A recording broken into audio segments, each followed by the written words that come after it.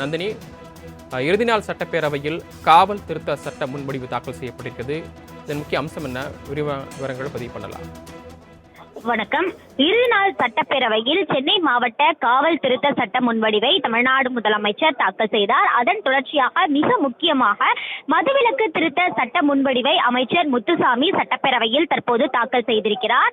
அந்த சட்ட முன்வடிவில் கள்ளச்சாராயத்தை முற்றிலுமாக ஒழிக்கும் வகையில் அதை தயாரிப்பது, விற்பனை செய்பவர்களுக்கு ஆயுள் வரை கடுங்காவல் தண்டனையோடு 10 லட்சம் ரூபாய் வரை தண்டனை தொகையை உயர்த்தி கடுமையான தண்டனைகளையும் விதிப்பதற்கான சட்ட திருத்தத்தை அமைச்சர் முத்துசாமி சட்டப்பேரவையில் தாக்கல் செய்திருக்கிறார்.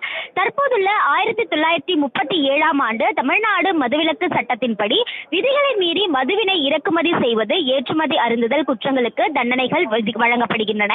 இதே போல மனித உயிர்களுக்கு கேடு விளைவிக்கக்கூடிய கள்ளச்சாராயத்தை தயாரித்தல், உடைமையில் வைத்திருத்தல், விற்பனை செய்வது போன்ற வழக்கமாக ஈடுபடும் குற்றங்களுக்கு வழங்கப்படக்கூடிய தண்டனைகள் போதுமானதாக இல்லை என கருதிய இச்சட்ட திருத்தம் கொண்டு வருவதாக தெரிவிக்கப்பட்டிருக்கிறது.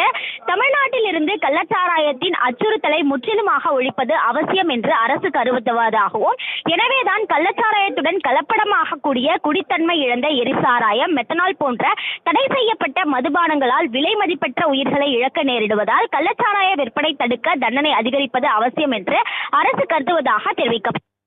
அதே போன்று பார்த்தோம் என்றால், கள்ளச்சாராயத்தை ஒழிக்கும் வகையில் ஈடுபடக்கூடிய நபர்கள், பயன்படுத்தக்கூடிய பொருட்கள், இடம் என அனைத்தையும் வரைமுறைப்படுத்தி அதற்கான தண்டனைகளையும் அபராத தொகைகளையும் அதிகரித்து மற்றும் அதிகாரிகளுக்கான அதிகாரம் வழங்குவதற்காக வழிவகை செய்ய இந்த சட்ட திருத்தம் என்பது மேற்கொள்ளப்பட்டது.